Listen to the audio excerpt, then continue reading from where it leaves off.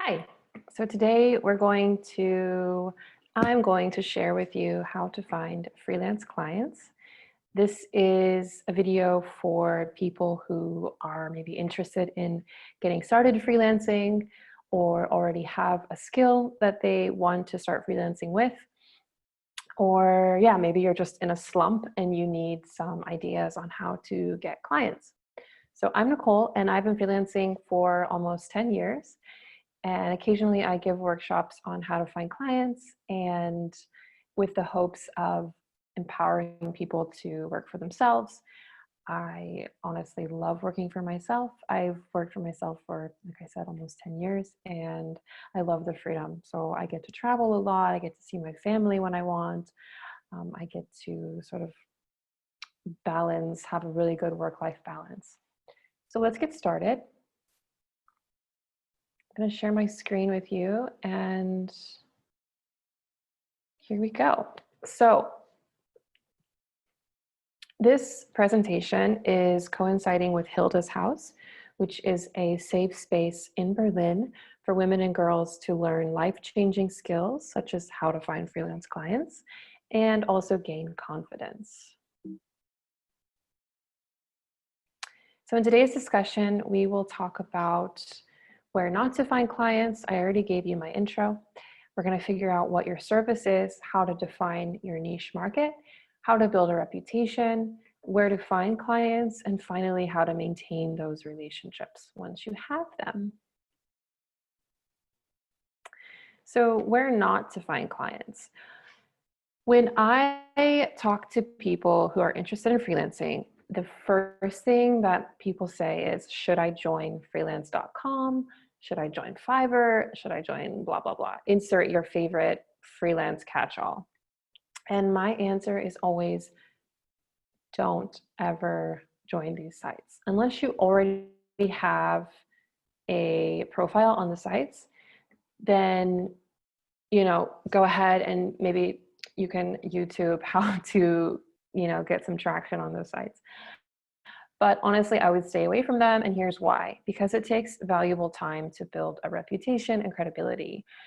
You're competing with people that have been on the site for years, and you are likely going to get jobs from clients or companies that want a really quick job done for very cheap.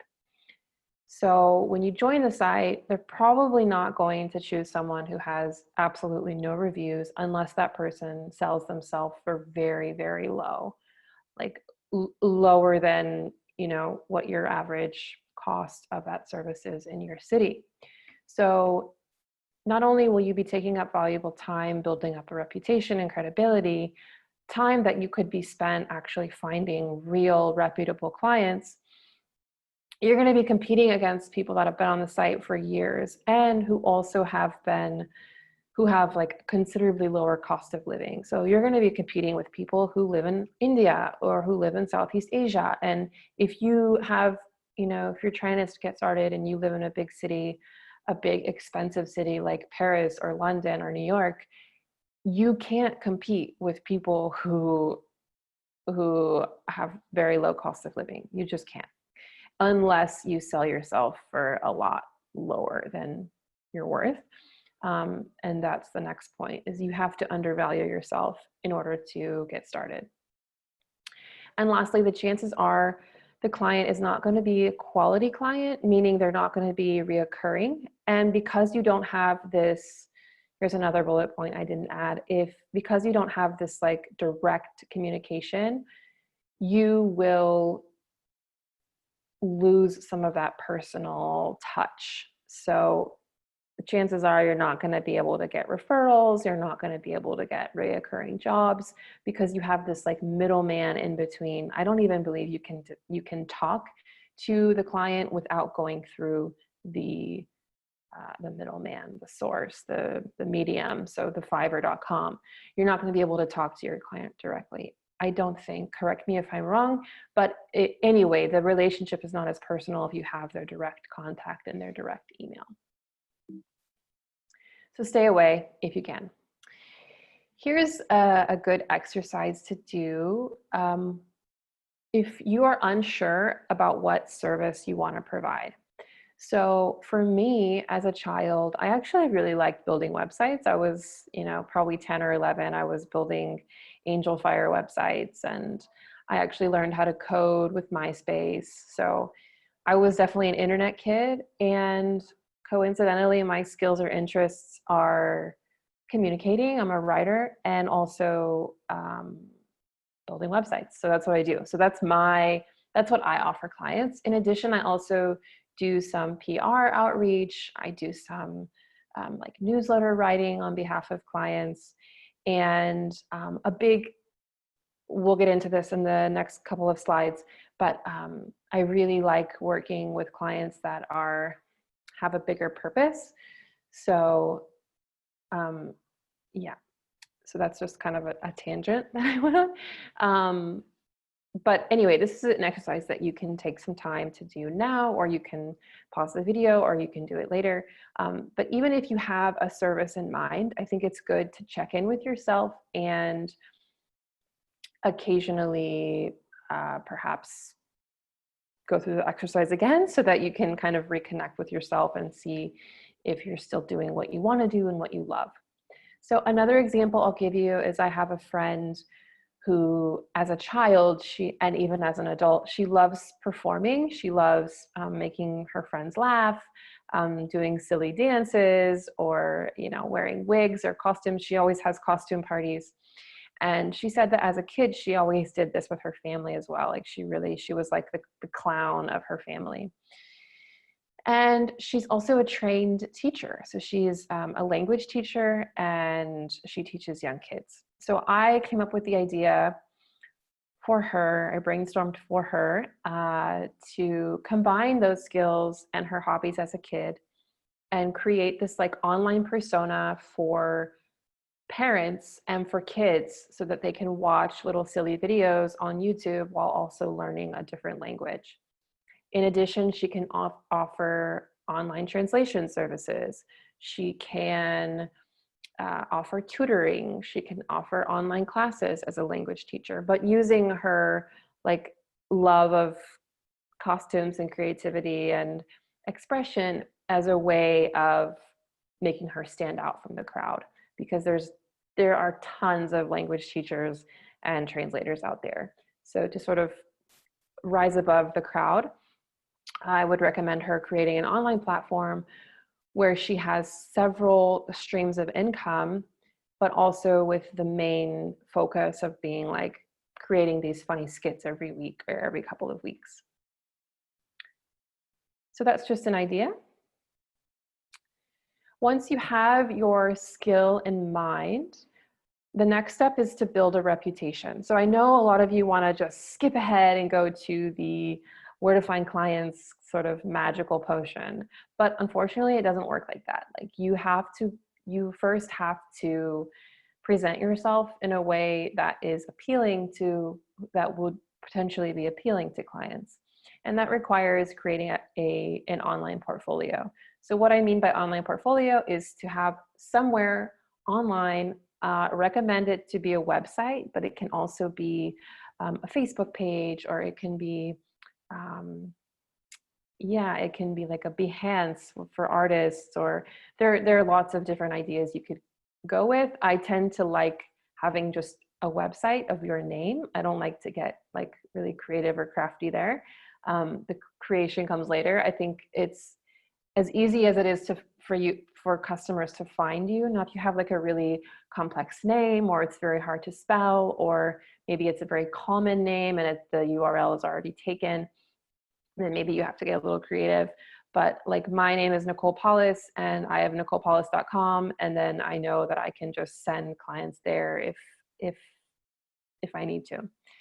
So there are a few things that your kick-ass online portfolio should include, and that is you need to have a project, at least one sample project on the website, so that clients can see what you're capable of. Now, I recommend at least one, but better if there's more, obviously, right? So if there's 3, you're kind of in a sweet spot. You don't want to have too many, because then you don't want to have you want to pick your top 3 to 5, if you have more than 5, to feature. Now, if you don't have any projects yet, say you just, you just did the exercise 5 minutes ago, you just decided that you want to have this as a service, then you're going to need to kind of get a project from somewhere. Now, you can do a few things. You can create your own project. So like you can make something up. You can reach out to a friend or a family member who maybe has a business and ask them to, this all depends on your service, right? So I'm thinking of website design. So if that was my service, I would create a website for myself so that I can show, okay, I made this website. Then I would maybe ask friends or family members who maybe need a website done and ask them if I can give them a website either for free or for a reduced rate. So I don't want you to think about this as like giving your services away for free, because I'm a big opponent of doing any work for free whatsoever. But in the beginning, if you have no experience and no example projects, chances are you're not going to get hired. You're not going to get hired the same as someone, you're not going to get paid the same as someone who has studied 4 years, has a couple of years of experience, blah, blah, blah. So the point is to like make yourself bigger than you are. And I don't want you to lie, because I think there's a lot of value in actually going through the process of creating and delivering a product to a client, because you learn also client relation, you learn how long it takes you to do that, you learn how much to charge for your service. In return, you can also get a lot of benefits. Like you can get a lot of benefits. Not only do you get experience in what I just said and how to work with clients, but you can potentially get a referral from that person, which could skyrocket your career. You can also get a testimonial from that person. So, if I give workshops away for free or reduced rate, even if I give workshops away for, paid workshops, I have no problem asking the people I give workshops to write me a Google review. Can you please write me a Google review if you like this workshop, or a Facebook review? So these things also contain a lot of value, especially when you're first starting out. So don't look at it as giving your services away for free. You're not going to be doing this forever. Hopefully, after one project, you can start pulling in regular clients. You may need to do a couple of sample projects or like giving the services away for free until you find your sweet spot. But know that this is just a temporary transition. So at this stage, I would probably recommend that you still have you have some money in your bank account where you can pay your expenses, or you still have maybe a full-time job or a part-time job, just so that there's some kind of money coming in before you just go and take the leap of working for yourself or starting to freelance. Because you don't want to get to a point where you're desperate and then you just take any old job, because then you're just going to kind of work yourself back into a negative place, and where you hate going to work or you feel undervalued. So that's like the opposite of what I want you to do. So just know that like giving the services away for free or reduced rate is a very temporary stage, but a very necessary one if you don't have any projects available. And then lastly is to make sure that your online presence is uniform. So I say this just as a caveat, like if you want to be a dog walker, but your Facebook page goes on this long rant about how you hate cleaning up dog hair, or like your partner has an allergy, chances are people are going to find that. Like people Google, like that's what they do. Like, especially if they don't, if they want to find out if they can trust you with their dog or with their business or with their, child, they're going to Google you, especially if you're working with children. So if your Instagram is just like full of party photos and like of you doing like questionable things, and you want to be if you want to take care of children, like just be mindful that people can see those things and that they may judge you on those things. Even if you're a lovely person and you are completely fine with separating work with your life or your party time, just be mindful of the fact that people can probably see it. And just like as if, just like recruiters will now, they'll look at your social media to see if you're a good fit for the company. The same thing with your average Joe. So just make sure that if you have certain profiles where you have things you don't want to share, just make sure they're private, or that they match. Like if your LinkedIn profile says you went to college here, but then your Facebook, just make sure they align, is what I'm saying. And not because I want to kind of make you fit into certain kind of mold. It's just so that I want to protect you from, or I want to ensure that you get the clients that you want and deserve. So this is another point I want to make, is how to define your niche. And I want to mention this because when I first started freelancing, I was working with a vintage furniture shop in LA. And I was desperate, okay? I moved to LA. It was during 2011, when it was like a little bit after the stock market crash. It was the time of like free internships. So like even the biggest companies were paying $0 per hour for people with master's degrees, or master degrees, to work in their company. So I don't have a master's. I just had a 4-year degree. And I worked in a bar for 2 years after college. So I didn't have a lot of work experience. I had a couple of like marketing internships, but nothing of super value. So why I'm saying that, because I was desperate and I was looking for a job and I couldn't find one. I was looking for a full-time big girl job and I couldn't find one. And I just randomly answered a Craigslist ad, which is like a classifieds ads service in the US. I think it's all over actually. And it was for a vintage furniture shop. So I started doing freelance work out of desperation. And what happened is that this client was lovely. I still work with them today, actually. It's been like almost 10 years. But at the time they said, we can't afford to hire you full time. We can only hire you a few hours a week, but we will refer you to anybody that walks in here that needs services that you provide. So that was super lovely. That means that they really, they appreciated my work. But the problem is that I started getting a lot of like furniture related clients. Now, furniture is great. I love to sit on it. I love to sleep on it, and eat my lunch, whatever, on it. But it's not my passion. It's not why I'm here. And not that I knew what my passion was then, but I knew it wasn't that. And so I was getting like a lot of clients that were furniture related.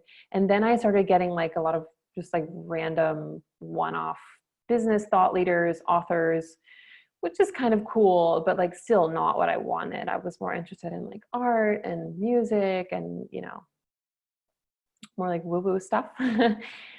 So it took me a long time to find my niche. Now my niche is much better. I have clients that are like helping people who have addictions, and nonprofits, and women business owners. I really like working with, especially building sites for women business owners, and the healing arts and this kind of stuff. So now my niche is more defined, but it caused me a lot of anguish over the years because I kept feeling like it wasn't a right fit, and I was blaming freelancing when really it was like whatever niche I had created, this like random conglomeration of bullshit, to be honest. So set an intention for your most desired client in order to avoid years of disappointment. So this may feel a little silly to do, or it may not. It may be super easy. You may already know what industry you want to work in. And don't think about what kind of industry experience you already have. Like, think about what kind of industry experience you want. Like, where do you want to be? So for instance, I know a woman who's worked in retail for her whole like life, but she actually was going to school to be a nurse. And I've been working a little bit with her, like doing some business coaching, and finally I think we're getting somewhere. But she has always had a passion and a soft spot for working with the elderly and also working with children. So I'm getting her to come to the realization that she can maybe start doing an errand service for elderly, where she helps them, get their groceries or go to doctor's appointments and things, and sort of leave retail behind. So that's just another like little tangent that I went on, but just to show you that like there's always a way to sort of carve out your perfect niche, and you do that by setting an intention. So there are a few characteristics of a niche that you can think about. You can think about a business that supports a cause you believe in. So if you're really animal rights activist, or you really the woman I was speaking about who has a soft spot for elderly people, if it's a cause you believe in, or maybe it's a hobby or interest that you have, perhaps that's where you want to direct your intention. So if you're an avid rock climber, or you are a musician, or you are a teacher, you love teaching, especially kids, or you love teaching immigrants, or whatever your sort of passion is, you can direct your niche in that way.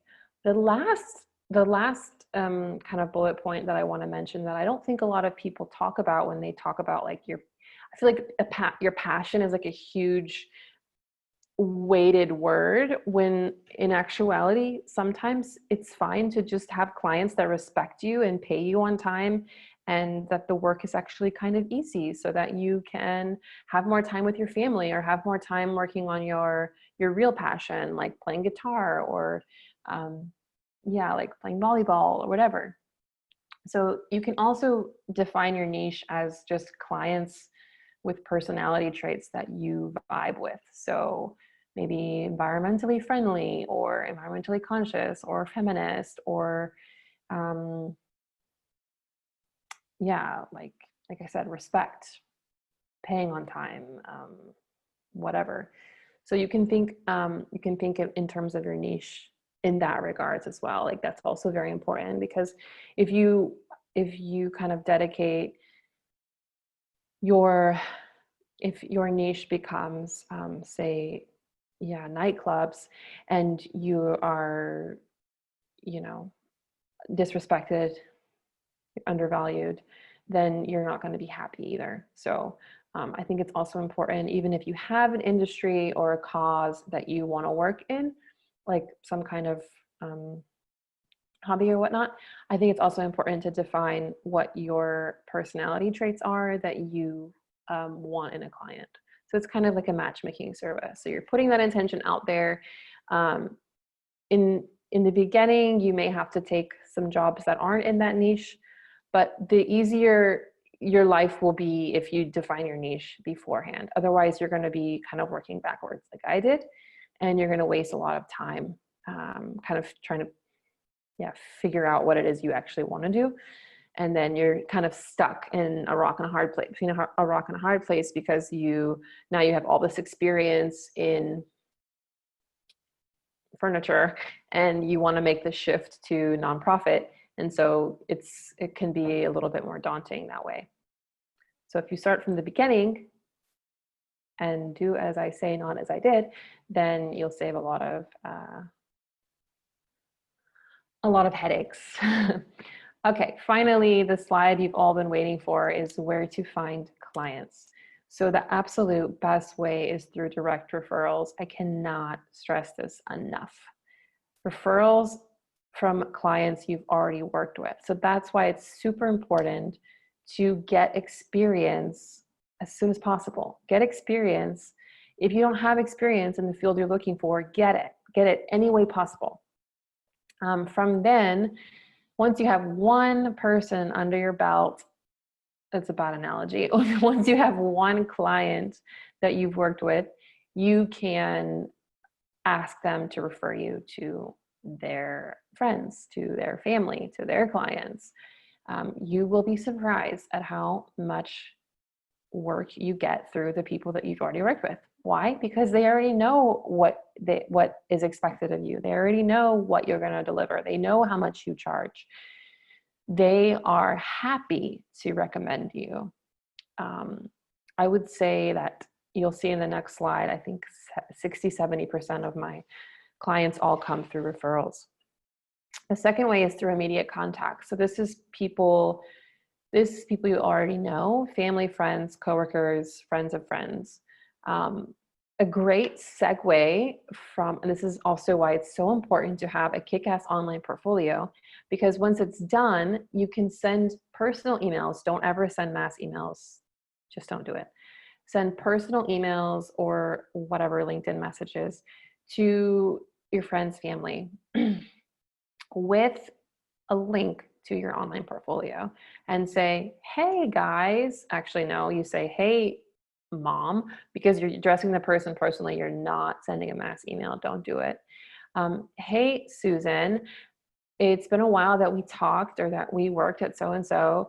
I just wanted to show you kind of what I've been working on lately. I'm taking a little bit of a pivoting in another direction, and I would love to show you my new online portfolio, maybe get some feedback, and also like announce that I'm currently taking clients. And if you know anyone who needs these services, please keep me in mind. Boom. Send off that email and you will be surprised at who you get responses from. If nothing else, you're going to get people that start following you on social media. You're going to get like words of encouragement, which is always really nice when you're starting a new thing. And most importantly, you're going to get work. You're going to get jobs. You're going to get like, okay, well, that's good to know. I'm actually, my so-and-so is working for here and needs a website and blah, blah, blah. Third way is through a mentor or someone in your industry who has more experience than you. So if you don't have a mentor, don't worry. This is not something that you need. This is not a hit or miss kind of thing. Really spend time cultivating more referrals and reaching out to more contacts meaning people you already know, than spending time trying to find a mentor. But there is a lot of there are a lot of benefits you can get from having a mentor. But that's also another relationship you have to cultivate and spend time cultivating. So it may not be worth your time in the short term. In the long term, it definitely is, but it's not mandatory, I guess is what I'm saying. So if you have someone in mind already who you really admire, who you follow on Instagram, or you get their newsletter, it never hurts to reach out. Again, you have a bridge, your bridge being the Kick-Ass Online portfolio that you've created. You can send your mentor a link to your website and say, hey, I really admire your work. I really have been following you for blah, blah, blah. I'm actually hoping to break into the industry as well. This is my latest website. Any feedback is appreciated. Boom, send it off. Or yeah, I'd love to buy you a coffee and see see how you broke into the business. Maybe ask you a few questions if that's okay. Boom, send it off. Now, don't expect an answer. Some people are busy, but I think most people like being complimented and being kind of in the mentorship role, especially if it wasn't so long ago that they were in your shoes. So if you're going after like a CEO of a company, or if you're going after like the tip top person, you may be less likely to get a response or get the response you want. But if you go to someone who maybe just held the position that you want a year ago, then maybe there's someone that's not so far away from you career-wise. I think you might get a better response. And lastly is through your local community. So these are physical brick and mortar stores. I have Berlin Facebook groups on here because I'm based in Berlin, but whatever your city is, I'm sure there are groups or meetups or already people that are coming together weekly or bi-weekly, bi-monthly in your niche, right? So going to your niche and again, giving them compliments. There's a bridge there. Just say, I really love this coffee shop. I'm in here quite often. I really love the blah, blah, blah latte. I noticed you guys don't have a website, or I noticed your website is like not functioning. There's a lot of broken links. I'm wondering if you need a new one done. I'm a big fan of yours, and I would love to offer my services to you. So try to go to businesses that you already support. If you don't support those businesses, maybe think about starting to support those businesses before you ask them if they need something from you, because this should be a symbiotic relationship. The same thing with a mentor. You never want to go into a mentorship or like potential mentorship with like, what can you do for me? A mentor will be able to smell that from a mile away, and they will not probably want to continue meeting up with you. You have to sort of figure out a way to explain how to relieve them of their duties, because with a mentor you can also at some point say, you know, if you have too much workflow and you need some bit of relief, keep me in mind. You can say that once the relationship is already established, but you don't want to go in there with just this attitude of what can I get from you, because it's not a nice feeling to be in that position. So think about that too when you're going into a local business. So compliments work, telling them that you already patron their store, and having like more organic connection. I think the organic connection is way more trustworthy and credible, and will suit you in the long term. So this is just the slide that shows you where my clients come from. So as you can see, most are referrals. I have a couple of direct contacts, which is actually quite rare for me. I have a couple of through people that I know, but mostly most of my business comes through referrals. So I either get a client that I've already worked with that wants to work with me again, maybe has a new business idea or needs some website updates or something. Or I get a client who is referring me flat out to a colleague of theirs or someone they know. So that's the importance of referrals. And lastly, this is just a quick kind of me just like dumping on you of like my kind of little rules that I do for clients in order to build trust and maintain client relationships. And I believe that these things have actually helped me to grow my business. So I wanted to pass them on to you. The first one is the 24-hour rule. So always answer emails within 24 hours or less, better if less. So I don't answer emails on weekends typically, but I'm really, as you can see in the next bullet point, I have a 0 inbox rule. So I really try to get my inbox as small as possible every day. So I hate having lingering emails in there. So just respond. If you don't have the answer right away, or you're still working on the answer, respond anyway. Just do this ping pong where you're like bouncing it back to them, and say, you know, I'm working on this. It'll be ready by the end of day Tuesday.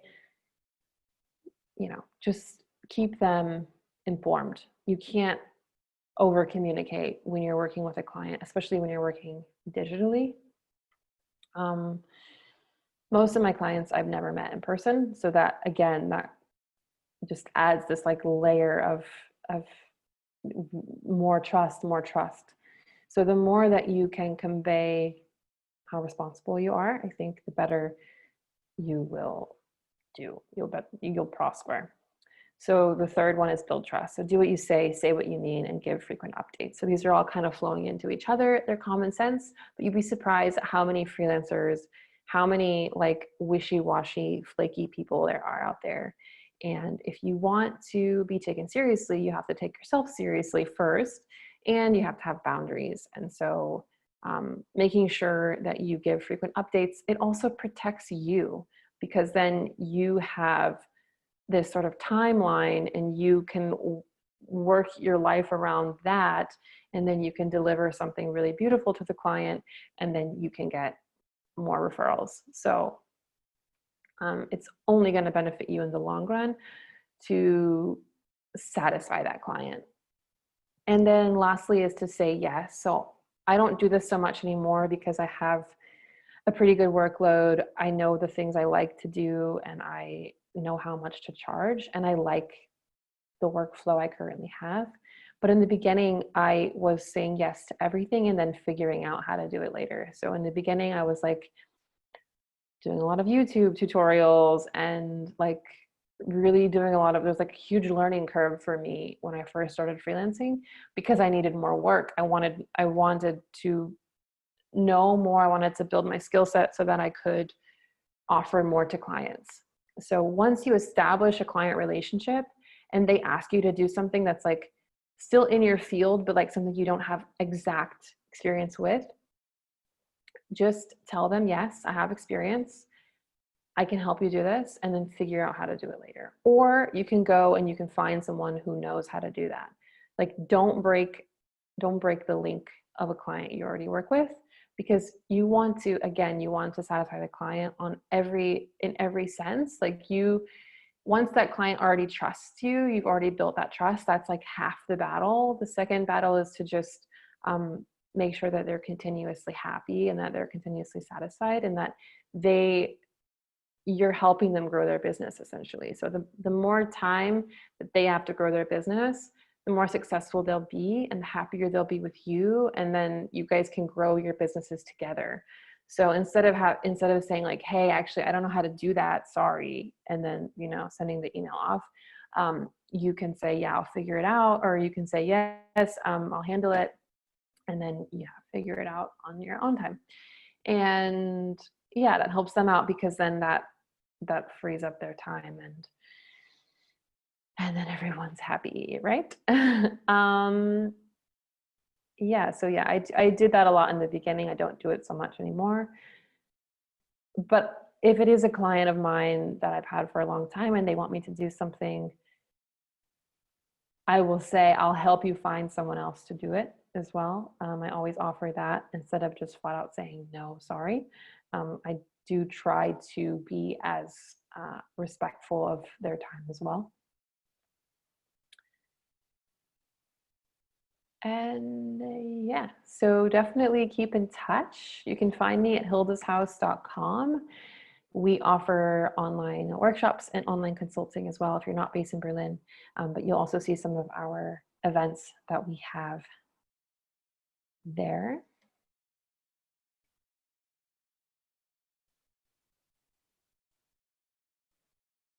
So yeah, thanks a lot.